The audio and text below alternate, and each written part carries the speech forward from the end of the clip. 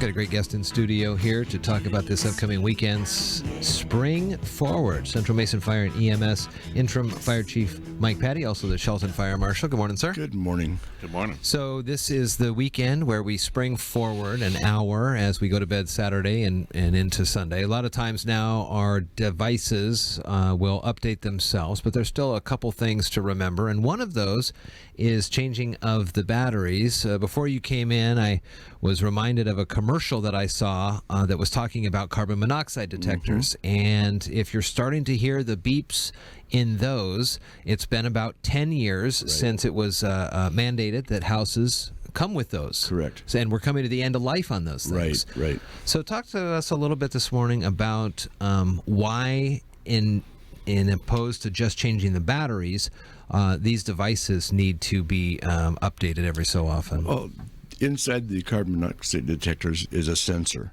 and the sensors, like batteries, have a end of life. And just being exposed to the elements will, like everything else, they wear down eventually. So really, the cost of the carbon monoxide detectors are really minimal. Sure. $15, $20 will buy you another 10 years of life for a carbon monoxide detector. So is there something how does this work? Is there like a piece of sheet metal inside there somewhere and it collects particulates of something which may impact that, or what's in there that starts to kind of deteriorate? You're asking a simple firefighter how something scientific works. I don't know, you guys take these things apart and look at them or something? Yeah, but every time I take something apart, it never works again. So I'm not sure. All I can tell you is there's a sensor that detects parts per million of carbon monoxide in the air. And once it reaches this certain parts per million threshold, it activates the alarm. Okay. So that's making it firefighter simple. Sure. One thing I thought, and we may have talked about this before, is does it matter in the house where it is? Is it low in the house, low in the room? Is it up in the room? And then what about the smoke detector carbon monoxide combos? They make combination smoke detectors and carbon monoxide, and where it's mounted in the house is really you can have them. I've seen them plugged right into the wall sockets, low in the hallway. I've seen them mounted in the ceilings. So really, where they go is in relation to height isn't as big a deal as having them between the function areas, the kitchens, living areas, fireplaces, garages, and the sleeping areas. Sure. That's where you want to have that. Now, I don't want you to come and inspect and then we fail, but what happens when I'm cooking and I'm not the best cook? Sometimes I'll put a little too much oil in the pan, there's smoke, and we've changed the batteries out. Should that go off with something like that? Because I've noticed sometimes my wife will joke, like, we have to open the windows and open the door to the back to get the smoke out. But shouldn't an alarm, are they less sensitive maybe? Yeah, you're talking carbon moxide, or are we talking smoke detectors? No, smoke detector. Like, why wouldn't it go off? Is that a bad sign if it's not going off and I'm cooking and there's... Well, it depends on the level of the amount of smoke. My house, when I just had to replace all of my smoke detectors in my house because of the age.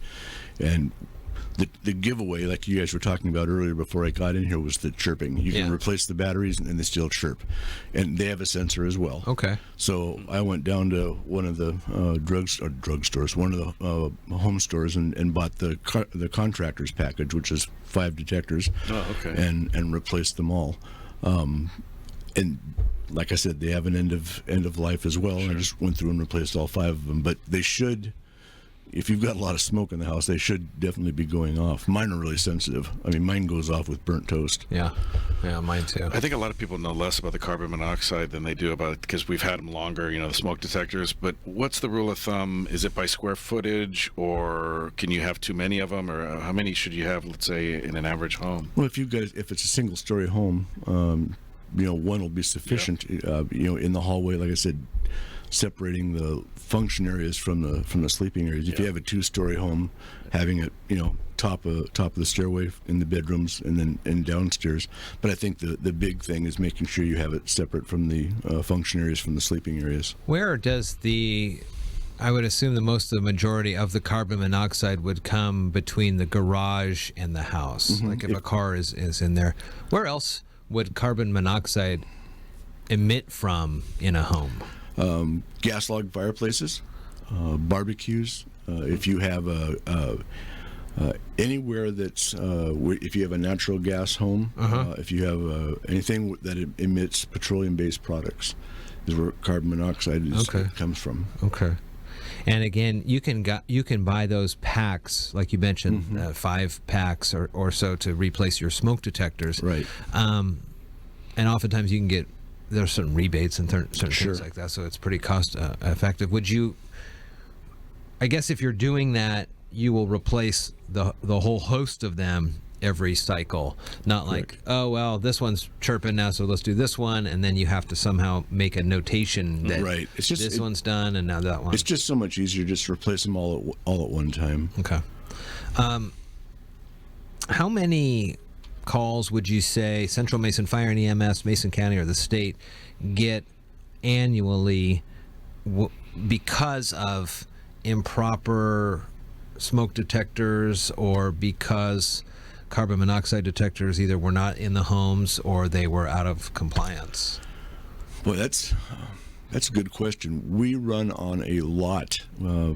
Can't give you even a swag guess, but we run on a lot of smoke detector nuisance. Let's call them nuisance calls, where we find maybe the batteries are just dying. The people will call, and they always call in the middle of the night. Sure. Smoke detector is chirping. And we'll know at the time of dispatch, well, it's probably the batteries, and we'll just go in and replace the batteries.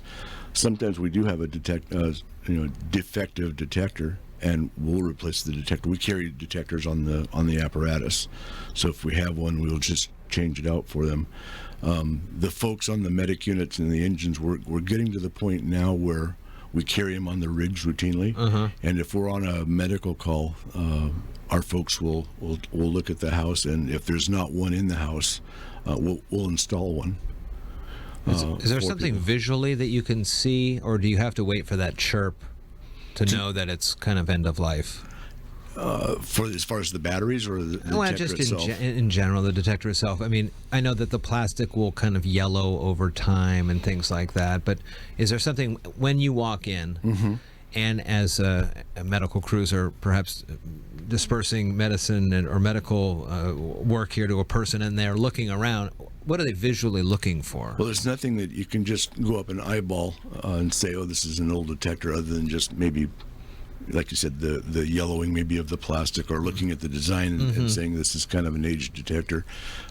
Obviously, if you do the quarter turn, pull it down, look at the date of manufacture, that's probably the most obvious. If it's not working, we'll look at that and replace it that way. But it's really just cosmetically, there's not a whole lot you can look at without doing some closer examination. And when those go off, I know carbon monoxide is kind of the silent killer, right? Correct. How much time and what are the procedures a family does when this thing goes off? Let's say in the middle of the night, you know the difference between the carbon monoxide detector and the smoke detector. You open windows, open doors, get the heck out of the house. What plan should families have if that alarm goes off to treat it as a real danger, not a false alarm or anything like that? What do they do? It's the detector's reading parts per million, and if it goes off, get everybody up, get them out of the house. It's not like a smoke detector where you have to run out of the house. It's not that urgent, but it's urgent enough to get everybody up, get out of the house, call 911, let us come out. We have detectors on the fire engines and in the command cars that will go around and check for the source of the carbon monoxide and try to mitigate it there. Or we'll find out that maybe it's the detector itself that's at fault. Whatever it is, we'll try to mitigate it when we get there. Obviously, if a fire occurs in your home, that's a tragic thing that happens, regardless of the outcome, and people are displaced and things like that. If you can't answer this, that's fine. But when it comes to if a house is engulfed in flames, and then something happens where a neighboring home becomes affected, and then in your job as a fire marshal or as the crews go through the cleanup, it's determined that there were no smoke detectors, or the smoke detectors were out of date. How does that play into what happens to the surrounding homes? There's no effect as far as insurance or liability. There isn't any place. Our concern with the smoke detectors is merely as a life safety tool. Okay. Is to notify the occupants and get them out of the house. And if someone's in a home and they're unable to get up a ladder and change it themselves, maybe not 911, but a call to Central Mason Fire and EMS? If they need assistance from us, please give us a call. Okay. 360-426-5533. And give us a call, and during normal business hours, and the crews will work it into their schedule. If not today, at least the next couple days, and we'll try to assist them as much as we can. And that's in the Central Mason area in the city of Shelton. If you live in a different fire district, please give those districts a call, and they'd be glad to help you as well. Well, we seem to talk about this every 6 months or so, Mike. Good to see you, sir. It's good to see you guys. And the Focus on Shelton is presented this week and every week by our great friends at our community credit union.